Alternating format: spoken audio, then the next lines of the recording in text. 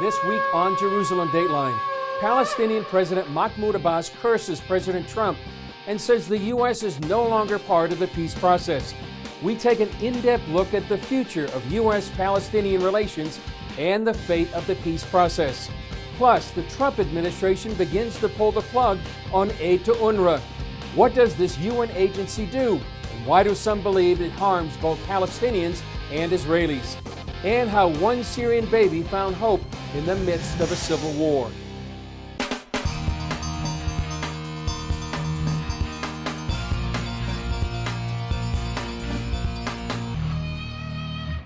Hello and welcome to this edition of Jerusalem Dateline. I'm Chris Mitchell. Palestinian Authority President Mahmoud Abbas launched a scathing attack on President Trump and Israel. In a speech to the PLO's Central Council, Abbas effectively buried 25 years of the Oslo Peace Accords. John Waggy has more on the verbal attack and reaction from Israel and the U.S. During his rambling address, Abbas declared the Oslo peace process dead, cursed the House of President Trump, and rejected any role for the U.S. in brokering a Middle East agreement. He also called the nation of Israel a colonial project of Western nations that has nothing to do with Judaism. Israeli Prime Minister Benjamin Netanyahu learned of Abbas's remarks while in India. He wasn't surprised. He has revealed the truth. He has torn off the mask and shown to the public the simple truth that I have been working to instill for many long years. The root of the conflict between us and the Palestinians is the steadfast refusal to recognize the Jewish state in any borders whatsoever. During a midweek speech in Cairo, Abbas continued his attack, calling Trump's decision to recognize Jerusalem as Israel's capital sinful. His fury was also sparked by the White House decision to freeze part of U.S. funding for UNRWA, the UN relief agency created nearly 70 years ago for Palestinian refugees only. Critics say that agency should be abolished so one UN commission can take care of all refugees. Joining me to talk more about U.S.-Palestinian relations and the developments in the Middle East is Julie Stahl, our CBN Middle East correspondent, and John Waggy, our CBN senior editor. John, you just did that story on Mahmoud Abbas. How significant is his speech, and what does it mean for U.S.-Palestinian relations? Well, I think it's quite significant, actually, because there's no turning back after a speech like this, after you basically say there's no room for U.S. negotiations and the U.S. cannot be a mediator anymore.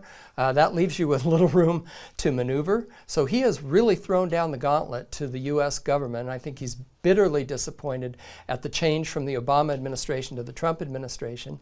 And also, I think, we don't hear it come through as much, but I think he's also very angry with nations like Saudi Arabia, Egypt, the United Arab Emirates, some of these Arab nations who are saying, look, it's time for a new era in the United States diplomacy, right, and in the whole Middle East diplomacy, and we need help against Iran, the Shiite nation. Exactly. And so we're going to side with the United States and even Israel, as opposed to right, doing that with the Palestinians. And so I think Abbas is feeling a little bit lonely right now, in spite of the votes in the UN that go, 200 nations for right, the Palestinian resolutions and 9 for the United States.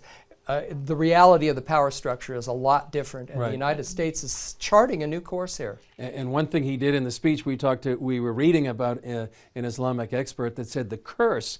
He actually cursed the Trump household, and he said this was like one of the worst curses you can do in the Arab world. And they tried to backtrack. His spokespeople tried to backtrack and say, he was just being sarcastic. Right.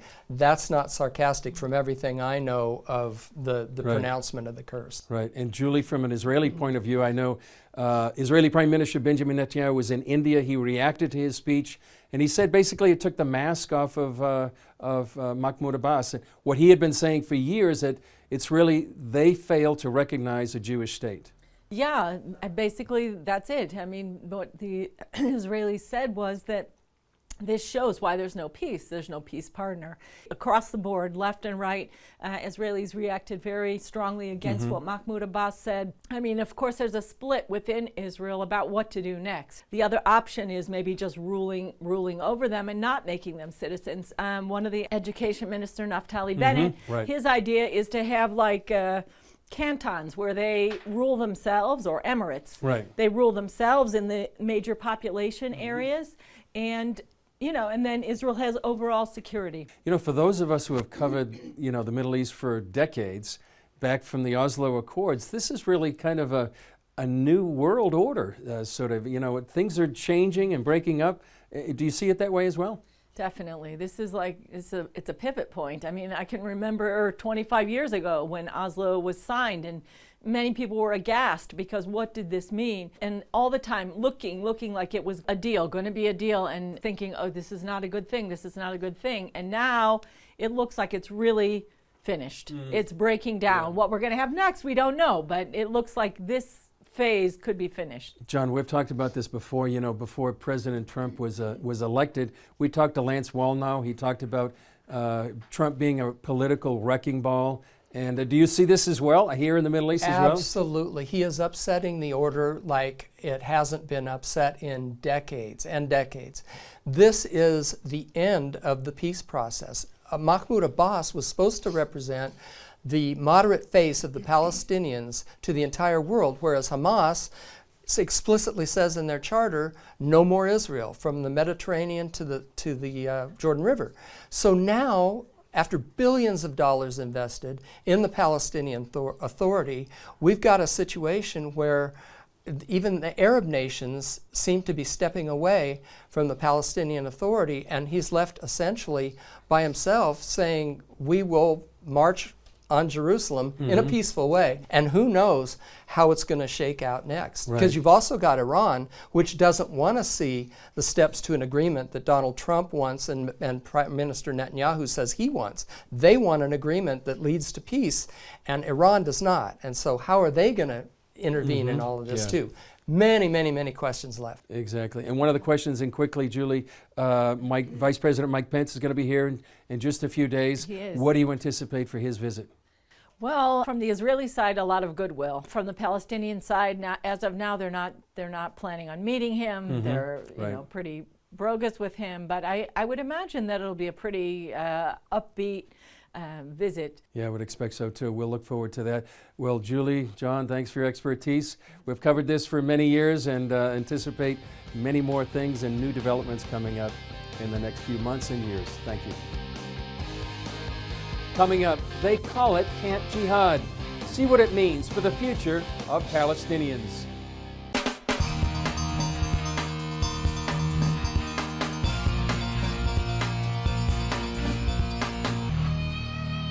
The Trump administration announced it would freeze $65 million for UNRWA. That's half of what it usually gives. UNRWA stands for the United Nations Relief and Works Agency. Here's a story we did several years ago that we believe is still relevant today. It addresses who this UN group is, why it was established, and how U.S. taxpayers may have helped pay for the facilities where lessons on jihad have been taught. فلسطين عربية من المي للمية. This clip comes from a 20-minute documentary exposing summer camps that encourage Palestinian children to violently take back their homes from Israel. The film also points to a connection between these camps and the United Nations. While these camps were not sponsored by the United Nations Relief Works Agency, or UNRWA, they were held at UNRWA facilities. Some say that makes the organization just as guilty. لكن نيجي بنقعدهم انه انت ايش بلدك ايش بلدك ايش بلدك. احنا من حيفا. من يافا. بصير انتماء اكثر للطفل. يعني بصير الاطفال هنا يعني احنا ما بيخلي يعني حتى الان صار الولد عند الطفل او البنت انه صارت كثير متشوقه ترجع لبلدها الاصلي المعروف الممول الأونروا. Filmmaker David Bedeen also points out that this UN agency is funded by the U.S. taxpayers and international community. The director of UNRWA was in our office several years ago and explained that everything happening in the UNRWA facility goes on with the permission and authorization of UNRWA. واحنا على البحر قاعدين مبسوطين احنا والعيله وجايبين الناس على البحر، اجى الديب. ومن هذا الديب؟ اليهود. صح اليهود ديب؟ شو عملوا لنا؟ شو عملوا اليهود فينا؟ طرونا وشردونا وقتلونا وطخوا أهالينا. UNRWA takes care of millions of Palestinian refugees. In fact, the Palestinians are the only refugee group with its own separate UN agency. A spokesman told CBN News that UNRWA was not involved in the camps. It isn't an UNRWA summer camp. It has absolutely nothing to do with UNRWA. Further investigation shows that UNRWA allowed a third party to use the facility for the camps. Israel says UNRWA is still responsible. They acknowledge that this happened, and they've discontinued relations with a third party who was using their facilities. Foreign Ministry spokesman Paul Hershen says the West and the world should still be concerned. And it's not the first time it's happening in UNRWA facilities. Even if it's not UNRWA itself who's doing it, you know, it's my money and your money. It's taxpayer money that's funding them, and you would think that perhaps they would be able to vet the organizations that they are allowing into their facilities. UNRWA does not get money from the United Nations. It gets money from 38 democracies. The leading ones are the United States and the European Union. At the end of the day, this kind of violent brainwashing is not helpful to anybody.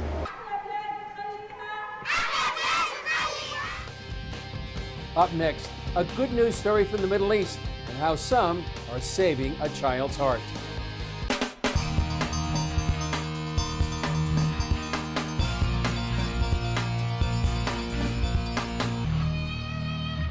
Despite the contentious issues of the Israeli-Palestinian conflict, UNRWA, and the nearly 7-year Syrian civil war, some good things are happening in the Middle East. Here's a story we've done about how Israel is saving lives and saving a child's heart. Meet Niaz. She's nearly 2 years old. She looks healthy, but without life-saving heart surgery, she wouldn't live for long. That diagnosis came from doctors who saw Niaz in the Syrian refugee camp, where war forced her to live. The decision to take her little girl to Israel was not an easy one for her mother. Due to fear of possible repercussion, we hid her identity. First, I was afraid of the thought of coming here. But after some thought and discussion with my husband, we decided it was worth it for the surgery. It was a perilous journey. Niaz and her mother fled the Syrian war zone to northern Iraq, then made their way through Jordan and into Israel for treatment. This opportunity is a result of the work of Shevet Hakim, which finds and helps at-risk kids throughout the Middle East. The Christian outreach group serves as a bridge between the Muslim world and the Jewish state.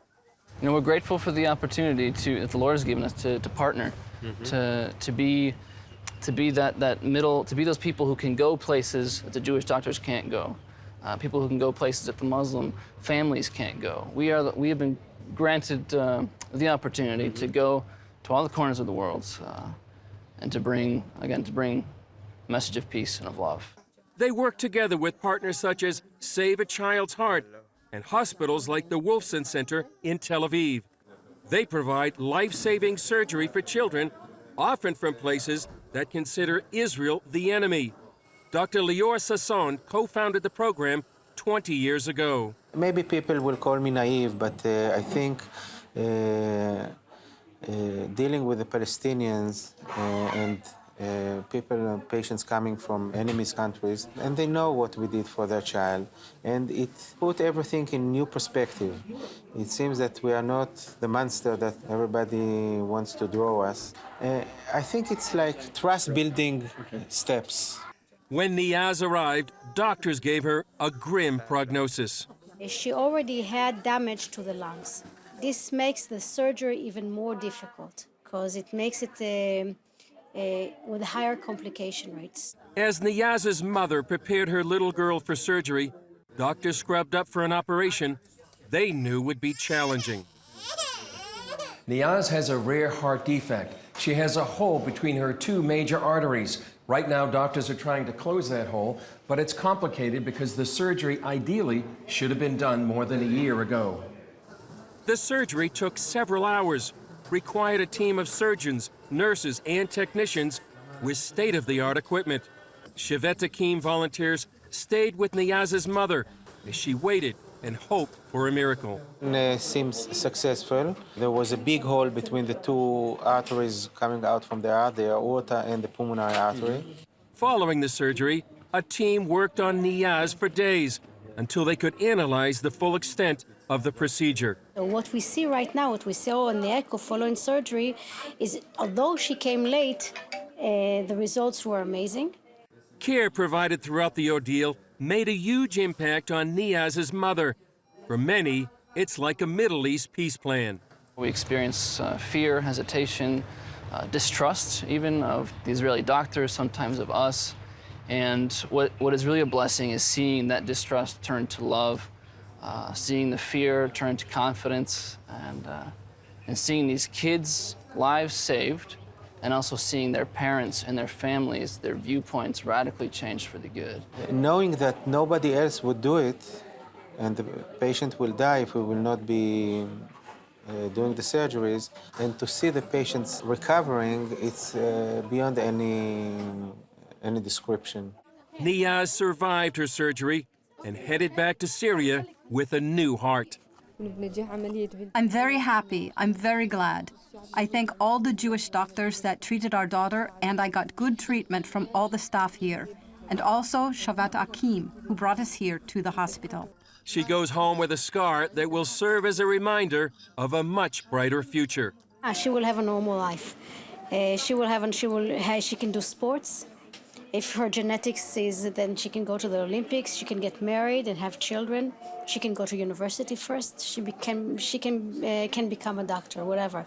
Her prognosis right now is that of a normal child. What would have happened if she didn't have the surgery? She would have died. She would have died in infancy, not in adolescence or in adult. She would have died in infancy. Up next, a look at the history and heroes of Christian Zionism and their role in modern Israel.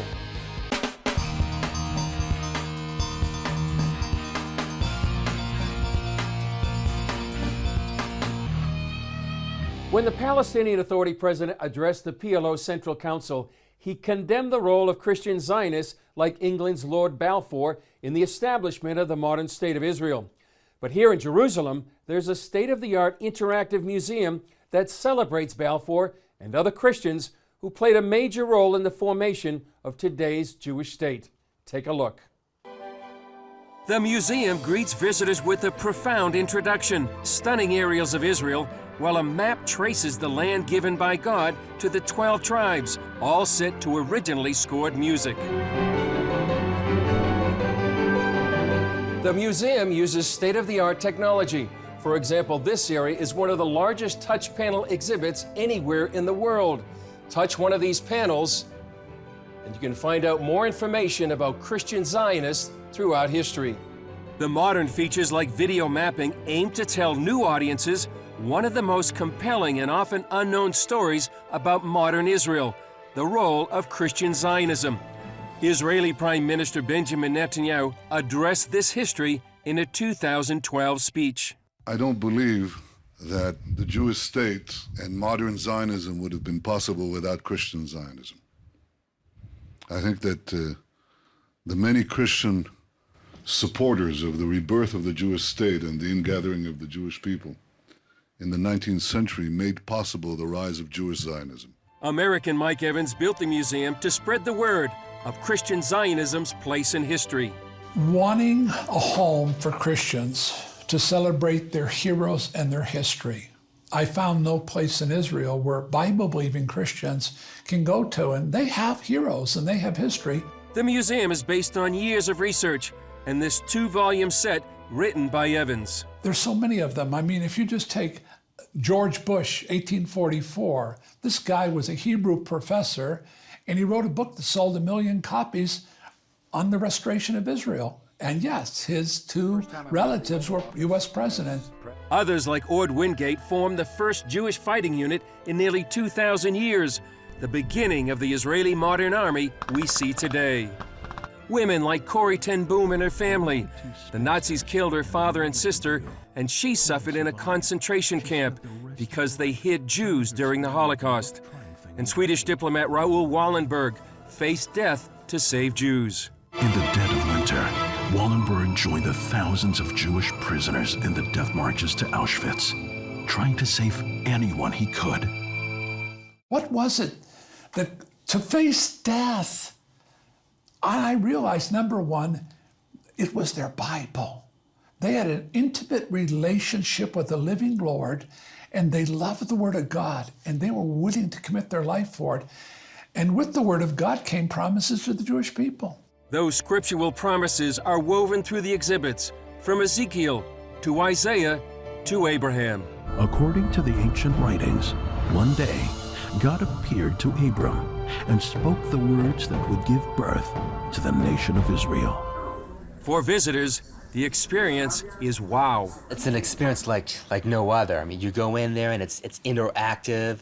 You'll learn a lot of things that you probably never even learned. I thought this was one of the most impressive things I've seen in Israel in the time that I've been here. Many never knew the history and now want to tell others. I am going to tell everyone that I can think of, people in my synagogue, to come here to see how this beautiful land of Israel was not built just by the Jews, but by the Christians and the wonderful people who risked their lives to make us a homeland.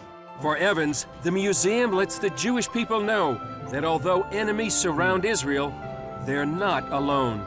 They see Auschwitz and what they went through, and they see the alienation in the world today, and they come through it and they say, we're not alone. There's Christians who really love us. And it's just amazing to see that. It gives me hope. I'm not alone. That's enough. If you come to Jerusalem, I'm sure you'll love to visit the museum. That's all for this edition. Thanks for joining us. Remember, you can follow us on Facebook, Twitter, Instagram, and YouTube. And please watch for our upcoming coverage of Vice President Mike Pence's visit to Israel. I'm Chris Mitchell.